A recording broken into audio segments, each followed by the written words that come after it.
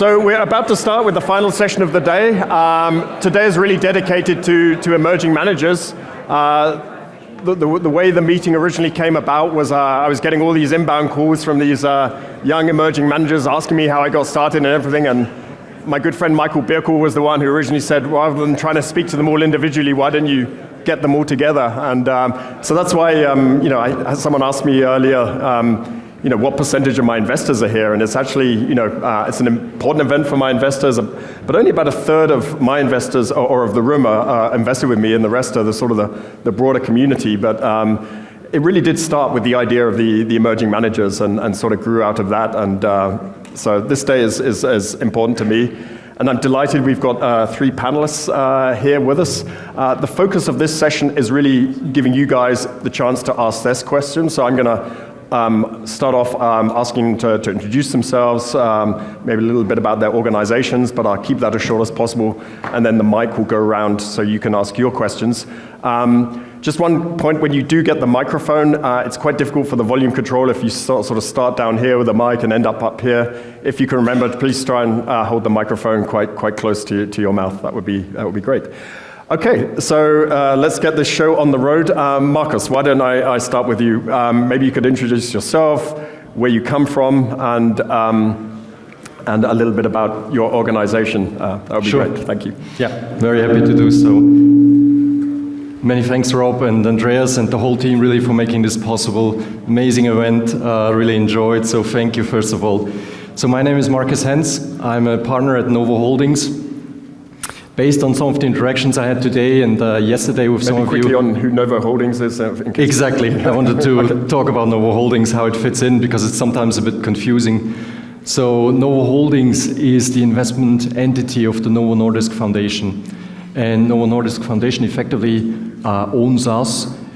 We, on behalf of them, own the 2 Novo Group businesses, the operating businesses. That's Novo Nordisk, and that's another company called Novonesis. That's an enzymes business which was spun out of Novo Nordisk some 25 years or so ago. At Novo Holdings, we have essentially 2 main goals. Number 1, we want to be a long-term, stable and supportive shareholder for the 2 operating businesses that I just mentioned. And number 2, we need to generate attractive returns so that the foundation can pay out its grants annually, supporting scientific research, as well as humanitarian and social purposes. The other part, we need to also generate returns above and beyond those grant payouts in order to protect effectively our purchasing power in nominal terms, so that comes on top. Within Novo Holdings, I focus on our external managers, mainly public equity managers, some credit managers as well. I started with manager selection back in 1998 and basically kept carrying on, really enjoy what I do, and probably at this stage not useful for anything else anymore. So that's... Thank you. We sort of jumped straight into Novo Holdings. Quickly about yourself, your background. Yeah. Sure. Swiss, married, worked and lived in Switzerland for most of my life, moved to Denmark just shy of 2 years ago. Love manager selection, have done that all my life, and enjoy also direct investing, of course, but yeah. How did you get into manager selection? It's not an obvious career path. No, it really isn't, and I would say pure coincidence. I was young, very, very impatient. Started my career at the Swiss Bank Corporation in the back office, and I realized after about a year and a half, that I really want to get into financial analysis and/or portfolio management, and went to my boss back then, said, look, what can we do? And he was like, look, there's this merger right now with UBS. Be patient, half a year's time, 9 months, and we can find something for you. And that seemed like an eternity for me. So it was like not an option. So I applied for other jobs. And purely coincidentally, I think at the end of the day, I ended up with a company called VZ Vermögenszentrum, which some of the Swiss guys in the room will know well. And they only did manager selection, used manager selection, didn't have its own direct research team, and that's basically how it all started. Fantastic. Shina, maybe we can continue with you. All right, great. Is that on? Yeah, I think we can Yes, hear you. can you hear? Good. Okay, let me ask you, let me start with a question. How many of you have seen panda? Raise your hand. Panda. Panda is the Chinese animal. Okay. How many of you have seen Japanese alligator? Well, congratulations, this is an amazing moment for you. Probably the first one. Anyway, and then what's even more unique is I'm actually based in Shanghai. So I am running a family endowment office called Star Magnolia Capital, and it's a multi-family office. So we are working with 8 families, including my own, and then we are allocating capital to external managers. I have the very strong passions of the allocating capital and meeting the very smart people every day, and then I also have a great passion in investor education. So we also support the foundations of the 100 kids or university students, and then they manage money for this the endowments, and then together we publish comic book about investing. And then our job is brainwash the next generation with a capitalistic idea in China, right? So that's a very important job for us. Anyway, so that's what we are doing. And then this is the only industry I know. I joined the Japanese family office back in 2003. And it's amazing experiences for me because we invested at least 6 or 7 fraudulent managers. One of them is Barney Madoff, right? And then, of course, I didn't know it was fraud. And then it was a great lesson because I think it's probably Buffett or maybe a manga said, if you're stupid if you don't learn from the mistakes, but it's a better way to learn mistake is the learning from other people's money. Right? And then, so I learned a lot and what we are not supposed to do. And then, at the next job, I was very fortunate that I was working for, my former boss, who said, "We are investing in people." Right? And then, so what does that mean? Right? And then, I was, only 25 or 26 years old, and he said, "I will show you." He was, the Goldman Sachs, the banker, the private bankers, right? And then he said, my expertise is not investing, but then, the finding great people. And then the first person he introduced me to was Steve Mandel. I was like, oh, okay, I understand, why we want to, and we have to invest with people. So that's really our principle. I think we are meeting with, the amazing, the smart people. I quickly learned that I'm not supposed to pick stocks because if there's better people to to pick stocks, and they should do that. And then we don't want to intervene what they do on a daily basis. But then we want to make sure that there's an alignment of interest between us and our managers. Right? So that's something we really focus. And then we spend of course talking about investment ideas, but then we really care about how they actually build a business, how they build organizations, right? And then it could be just the single person like Rob or maybe Ted Weschler, right? It could be a little bit larger organizations, and then but we really want to understand how they think about the building business, and then more importantly, whether those investment managers know what they're doing. Right? And then, they have gone through this, we call investor journey. Right? And then, I think most of you, if you're an investment manager, they started as the dreaming about Warren Buffett. Right? And then they quickly realize, okay, maybe I cannot be a Warren Buffett, and maybe I can be a Charlie Munger. And then Charlie Munger, and so I can do this, and then maybe going on. And then I think this process is extremely important because you reflect yourself and then know, okay, what exactly you want to do. Right? And then what kind of investor I am, and then there are many different types of value investing. It could be deep value, the quality focus, or maybe it could be more momentum. And then what is my investment time horizons? It could be 1 year, it could be 10 years, it could be forever. But then you just have to find out, what exactly, who you are, and then what your passion is. So go your own path. Yeah. So that's to spend a lot of time with And this. you said Japanese allocators are even more rare than pandas, but what people also perhaps don't know is that there's an Engelberg in Shanghai. Why don't you say a few words about that? I love Shanghai.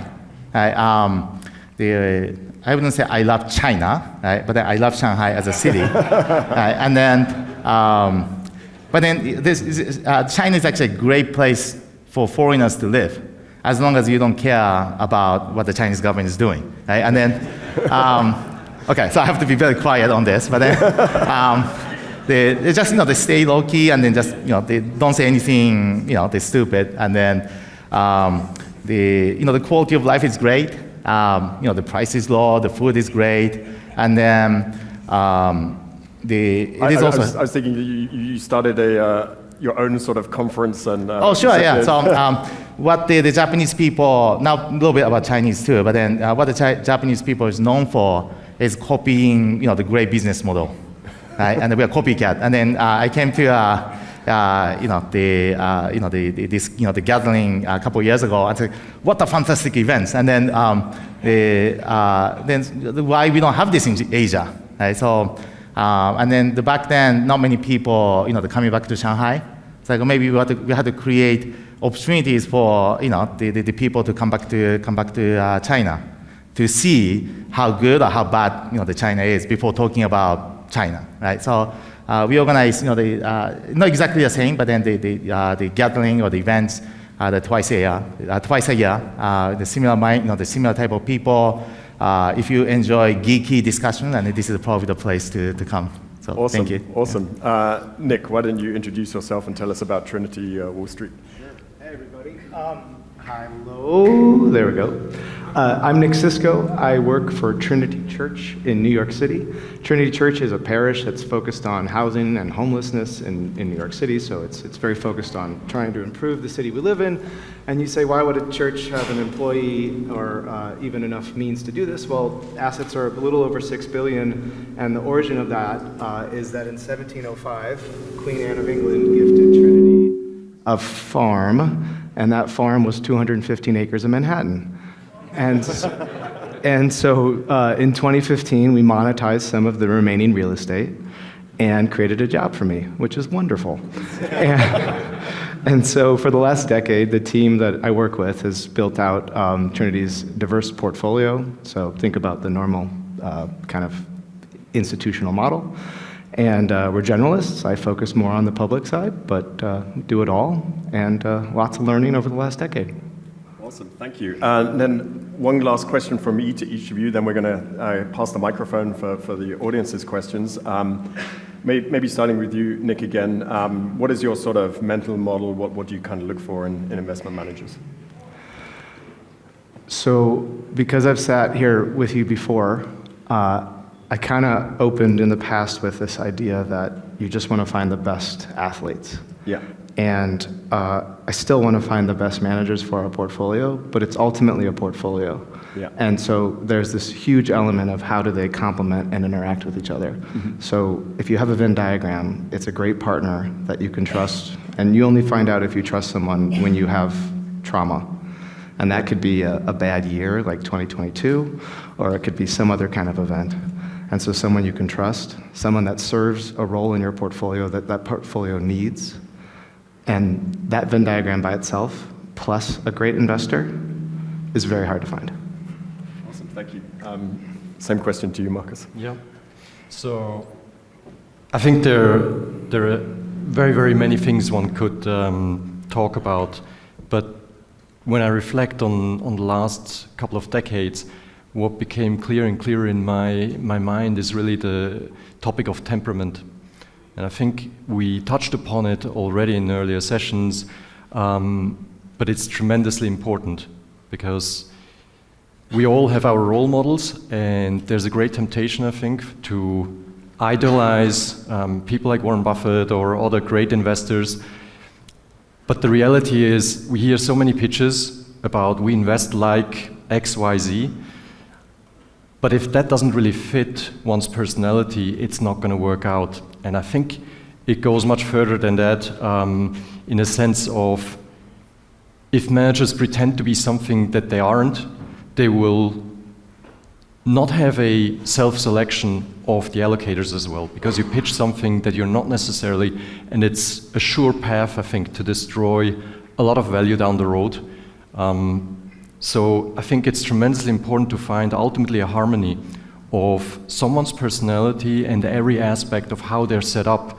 This goes as far as the fund structure as well. If there are mistakes in the fund structure, initial mistakes, not allowing to implement a strategy in a certain way, it may not show up in the first 3, 5, 7 years, but eventually it will show up, it will come across. So being very, very mindful about who you are, what your temperament is, and what does it then say about the whole structure around you, how you need to go about life and structure yourself, your business is tremendously important.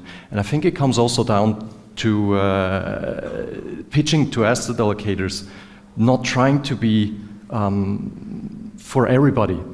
Simply be yourself, do it your way, and that's totally okay if it doesn't click in, I don't know, 99% of the time, because ultimately what really matters is that you have the right investors who truly, truly believe, who are enthusiastic and supportive, because sooner or later you will have a really bad patch. And I think it's great advice. So it's sort of alignment all the way through the chain, from personality to investment style to investors. Yeah, absolutely. And it literally includes every aspect. It includes also reporting. How often do you report? What kind of style do you have? Because that ultimately leads to a self-selection of who you're going to manage money for, and probably for how long are you going to manage money for these people. Got it. Okay, and then Shina? Right, so it's quite similar, right? And I think all the allocators, the good allocators, including myself, talk about the same approach, right? So, but then probably, to put it in a little bit different ways. I think a manager selection, I just extend, the manager selection into more, the relationship with our managers, because, when we make investment decision, that's only a starting point, right? And then when we are talking about marriage, we're not talking about wedding ceremony, right? And then we have to maintain this relationship. So, by the way, I failed once, and this is my second time of marriage, so I learned something from the mistakes. Right? But then, yesterday's conversation between Rob and Annie was quite inspirational, and then memorable, because it also shows how it tells me like how we should build a relationship with our managers, right? And then because nobody's perfect, like everybody makes mistakes, right? And then when we underwrite, or when we are thinking about our managers, we assume that they will make mistake, right? There will be very difficult times, right? And then because we are talking about not the couple years of relationship, but we're talking about 20, 30, 40 years relationship, hopefully. And then there will be not only once, maybe twice, the very difficult times. And then when our managers, investment managers, are having a difficult time, can we put more money? Right? And do we have a trust, with those managers? And it takes time to build, right? But then we keep asking ourselves, can we actually build that kind of relationships over time? And then if the answer is no, we shouldn't even consider investing. Right? And then, but it's easy to say. It's very difficult to do. So. Awesome. Thank you so much. Okay, so Oliver's got the microphone. I think there's a hand up. If you could hold the microphone close to your mouth, that'd be great. Thank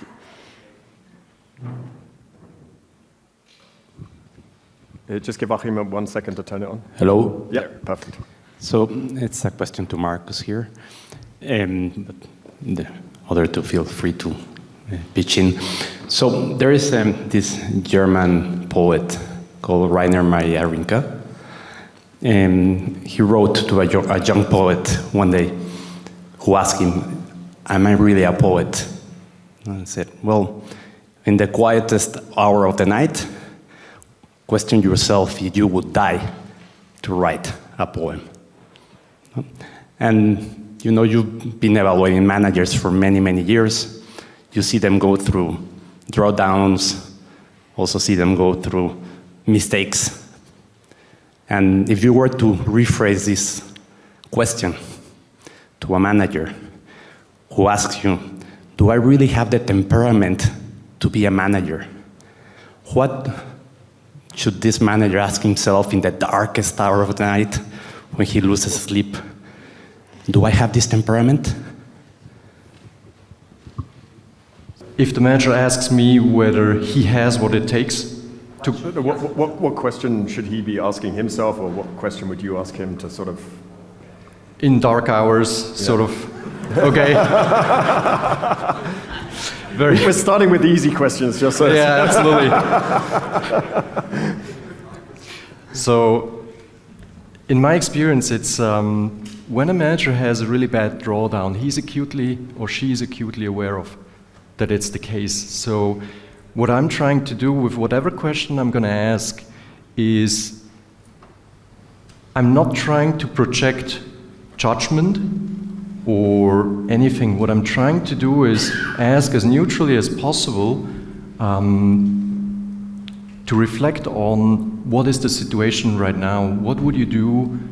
Blank sheet of paper. Is this what you would do right now? Is this the way you're positioned, what you've done, what you've underwritten? Is it how you should be invested at the moment? Or do you feel like there's something else you want to do, or there's something else that needs adjustments? So, but I think the important part is just, you don't want to go and say, okay, you invested in Carvana, it's down X%. The manager knows it perfectly well. It's probably more like, okay, if you think about this investment, does it make sense to hold on to it? What is your thought about it? How do you reflect upon your other positions? Yeah, basically trying to be supportive in that moment, because anything else doesn't really help. I think rather trying to nudge the manager to think. Perfect, thank you. Unless you guys have anything to add to that, I'll ask for the next question. Or... Maybe Okay. one comment. I think the transparency is very important when it comes to the huge drawdown, and then. But then too much transparency sometimes made me worried as well. And then I don't know, like maybe I think it's similar to Marcus. But then we also don't want to ask too many questions, right? And then because we don't want to give managers too much pressure, because it doesn't help at all, right? And then sometimes, yeah, we know, during the drawdowns, everybody's asking the questions, and then this is the moment that you have to. The manage portfolios, right? And then not the time that you should spend time with investors, right? But then if you can actually be very transparent and then telling, okay, what's going on in the portfolios, then I think if you to choose the right investors, and we just step aside and okay, we're not going to bother you during these times. You should focus on your portfolio and manage, and then I think that's the. Awesome, thank you. Who'd like to ask the next question?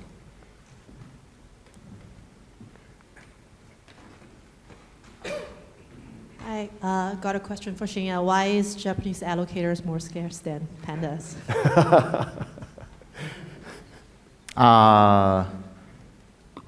Well, the good one of the good reasons, the reasons is the Japanese are not as rich as many people think. And I did some the analysis, like back in 1990, top 5 billionaires, out of 10 are Japanese. Right? And then it's very difficult to find the Japanese billionaires these days. Right? And then, if you don't have billion dollars, or maybe I don't have $1 billion, but then it's not easy to have the family office. Right? So it's better to build a family office before you lose money. That's my advice. But then I think that's the reason why. Great. You want to talk about Japanese allocators, or should we take it? But I think the Trinity's experience was, I always thought, I'm actually telling Chinese families, here's what the Trinity Church did, and then, they sell in real estate, before, because, very high concentrations. And then a lot of Asian families love real estate, right? And then it's actually a good idea to diversify assets, right? And then this is a message I was telling, a lot of Chinese families over the last 10 years. Right? And then, unfortunately, not many people listen to me. And then, so, the China's real estate price is going down. So, yeah. Awesome. There's Graham at the front here, and then one over there. Mic to the mouth, please. Hey guys, thank you very much for the presentation. You have really long time horizons, really long feedback loops. How do you up your own game? Nick, why didn't you take that one first? So he says feedback loops are very long, so how do you sort of up your own game? So how do you get better? Was that a fair summary? Yeah, okay. That's a hard one. So here's what happens generally in the space that I exist in, is everyone says they're long-term, and then they're not. and so, the number one institutional investor symptom is to sell low and buy high. And it is very hard, and it feeds into what Marcus was speaking about in terms of, that manager's having their worst moment, and the people furthest from that manager on your team are saying, what's going on here? And you have to say, this is probably not the time to sell. In fact, we should be asking, why aren't we adding? And so I think the thing that's really hard is there's this balance between being patient and what feels like complacency. And a lot of the times, that manager's return streams could be out of favor because of the beta, not because of anything they're doing. And you have to ask yourself, what role does this serve and when could this work for my portfolio versus this kind of chasing what just worked. So I think it's this constant, like, what's patient, what's impatient. Private equity forces it on you, but public equity, you have a decision monthly, quarterly, daily, and most of the time, it's to wait, and you just want to fight that buying high and selling low phenomenon, which, candidly, if you just bought your favorite managers after they had a drawdown and trimmed them after they're well and then do and repeat, your time weighted return is probably going to be significantly higher than your money weighted return. But I don't know if you guys have better wisdom. I don't know how to up my game. I just say, I'd like to be better every day. You always bring your A game, so. You guys want to chime in there, Marcus? I agree with what you say. And the question is spot on because the time horizons are basically, most of the time, it's too short, right? It's like to evaluate a truly long-term manager after 5 or 10 years, it just doesn't make any sense. The data won't tell you enough at the end of the day. And I think the way I was trying to up my game is in the underwriting to give managers who had a really bad previous 3-5 years a bonus point. Mentally saying, ideally, actually not even looking at the track record, first of all, but then if I see it's a really bad track record, to say, okay, that's actually a positive thing, net, prima vista, and then see if I can still, despite all the behavioral biases, because it's the same biases that are at work, I think, similar to when you look at a company. Ultimately, if it's done really well, there's this risk of starting to justify why has it done well, and it all kind of falls into place. And the very same manager you meet 3-4 years later in a terrible drawdown, he or she is not so convincing anymore. It's natural. But I think it's incredibly powerful if you talk to someone who hasn't done very well and you love the idea. That's what gets me really excited. So I try to bring that more into the institutions I work in. Say, look, let's focus on that. Let's actually give it a 2 thumbs up, particularly if we have the guts to go into a committee then and say, look, this is a great idea. I know it hasn't done well, but I'm fine with that. I'm convinced it still makes sense because I think that helps a little bit in that whole thing. But the evaluation question, it remains extremely hard, and there's no good. It's an art at the end of the day. There's no science. You don't have the numbers, I think. Shina, you want to chime in there, or we can just go to the next question now? Yeah, it's pretty much the same. Yeah. Perfect. Okay. Yeah. One more thing. Oh, yeah, sure. Please go. Sorry. It's just I think the thing that people don't realize sometimes is that if you sit in my seat, I only have so many decades. And each relationship I've kind of built, and you think, oh, has this worked? It's like at the 5 and 7 year moment, you say, okay, this is good. At the 10 year moment, you're like, this is great. But how many of those can you build? And it also gives you a real patience as you ramp into something, because you want to say you're there for a decade, but also people in my seat generally don't stay in seats for more than a decade. So it's a bunch of things that are working against that duration that the underlying assets have. Sorry. Yeah, just a question on focus. So obviously, I think we all agree focus and prioritization is important, and focusing on the portfolio is the single most important thing on the investments and underwriting those investments. At the same time, you guys are evaluating different managers, and that takes time. So how do you think to resolve that tension that the manager has between actually being focused on the portfolio and his investments versus, I hate the word, but ultimately the shorthand is marketing. So what's the formula for success that has worked most often from what you've seen? I think that's a very critical question for us.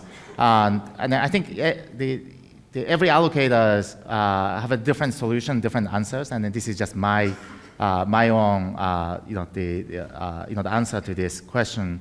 And I ask myself, and if I have 30 kids, can I remember the names and then their faces and then match them together all the time? 30 kids. And then I probably say, I'm not so sure. Right? And then We should ask Elon Musk. yeah, okay. Okay, I'm not as smart as the Elon Musk, I guess. Right? Yeah, but then, or maybe just the 30 cousins, right? And then I can't really have so many relationships, close enough. And then they have maybe 10 to 20 investments, right? And then the whole portfolio will become like a 300 to maybe it could be 1,000 names. And then it's impossible for me to understand everything and then remember everything.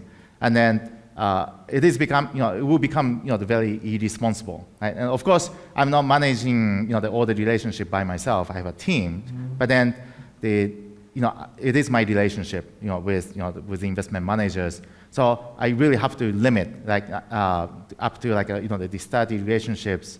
Not more than 30, and then just trying to so the self-constraint gives me the focus, right? And then but the 30, you only have 10 days per manager. Is that enough for me to understand what the managers are doing?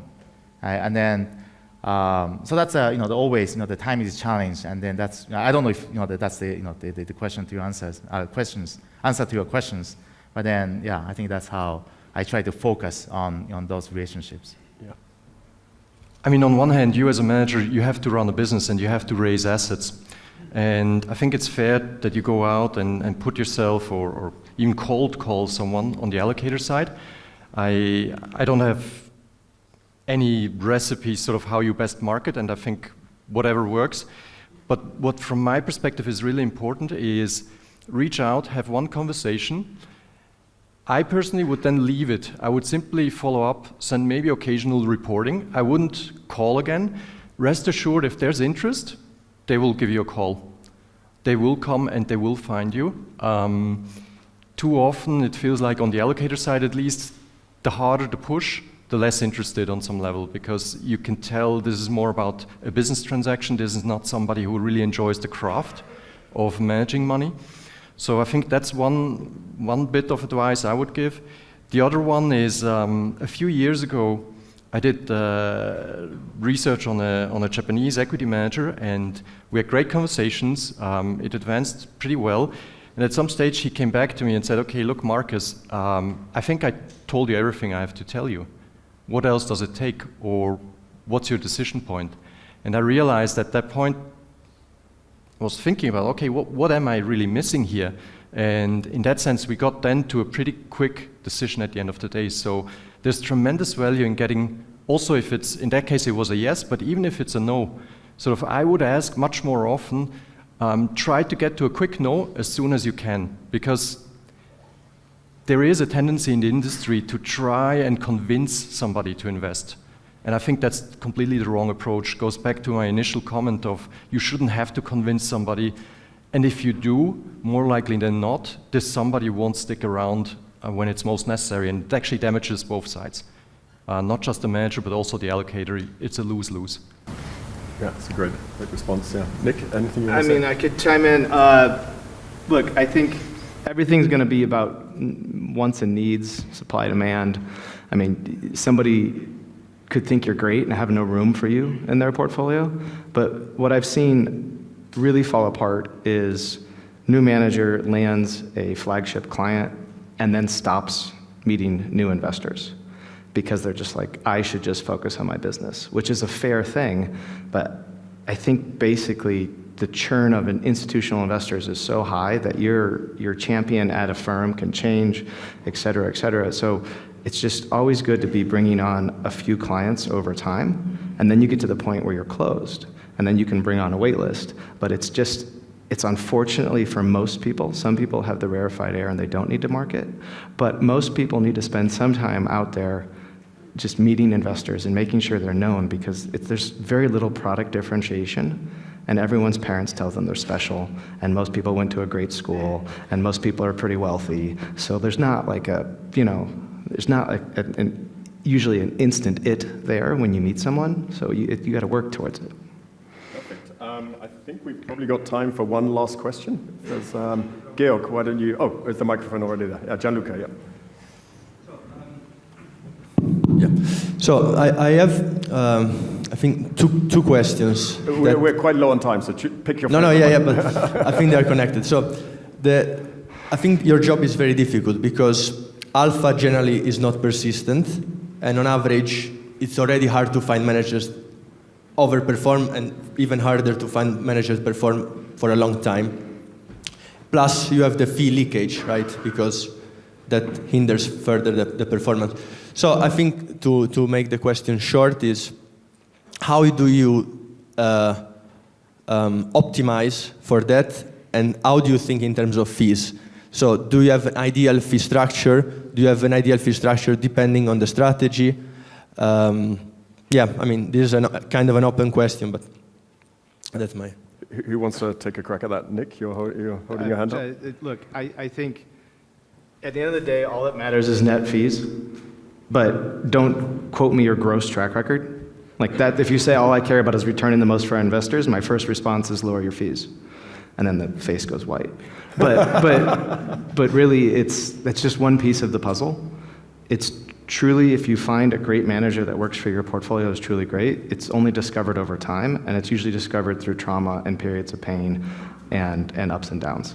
And then that alpha becomes obvious. But the alpha available to them will also change over time, and sometimes they're just in the wrong spot. Something wiser, sorry. I want to give Georg also a chance to ask his yes. question after the last question last time was so good. So Georg, why don't you go ahead?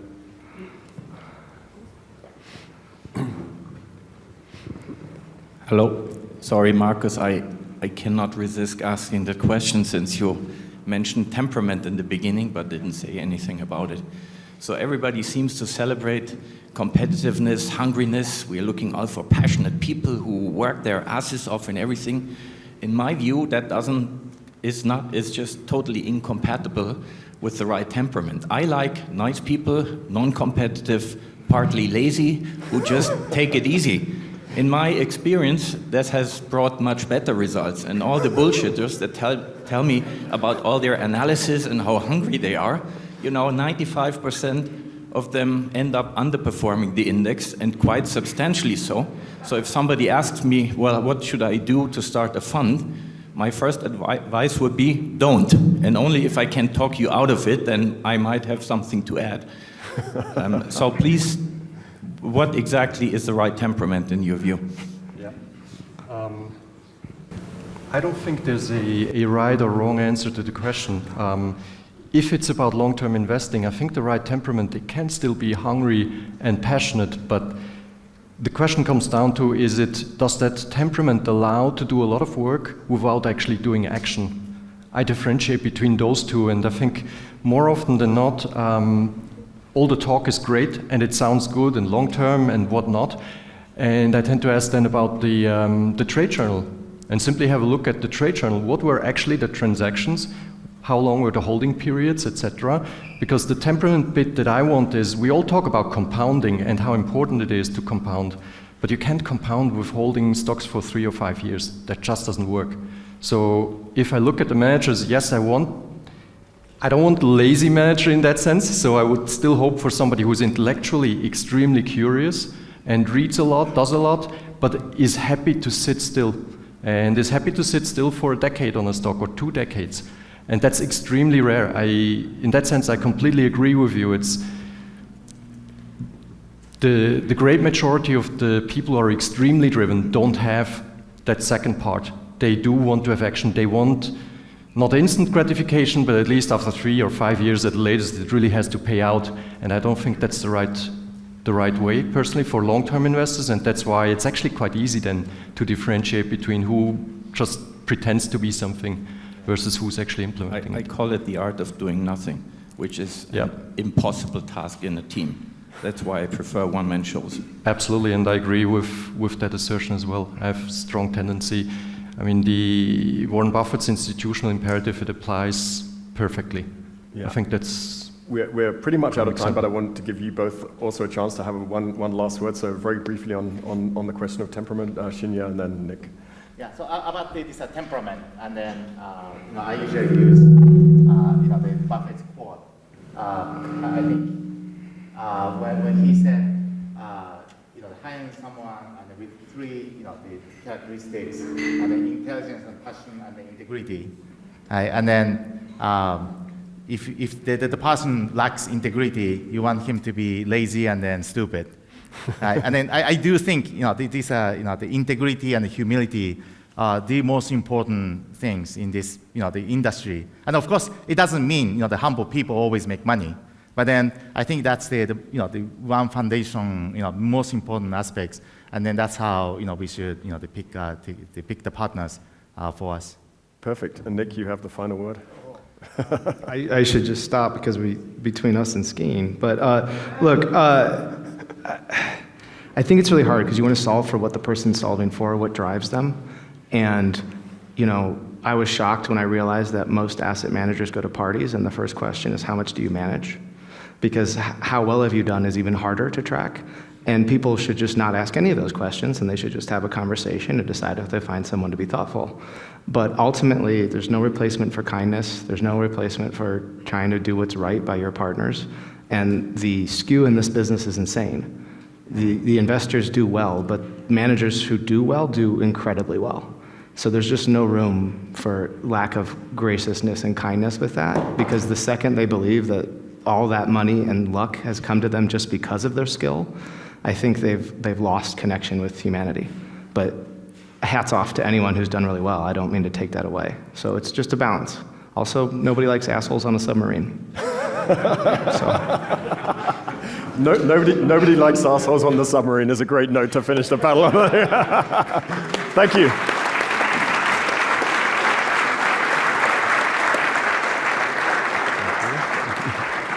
The chocolates from Osana. Thank you. Feel free to stand there or step off the stage, whatever you prefer. So unbelievable. This was the 10th edition of the Engelberg meeting. It always feels like it's finished almost as soon as it started. Thank you all for coming. It's been a real pleasure to host you. The atmosphere is always fantastic. The staff in the hotel rave about this being their favorite weekend, as everyone is so kind. So that really speaks to I think the quality of the group as much as the conversations and everything else that happens around here. So thank you for coming. Next year, Marcel has told me he's more than happy to host us again. So expect to be here, and we've sort of penciled in, please wait for the final confirmation, but it will very likely be the weekend of the 16th and 17th of January. So I hope to welcome as many of you as possible back then. And in the meantime, if I take a quick look outside, it's really a miracle. We've had 24 hours of new snow, and now the sun has shone, the sun has come out exactly at the right moment. So I hope a lot of you are still here this afternoon, get to enjoy Engelberg. If you're leaving today, safe travels, and see you next year. Thank you.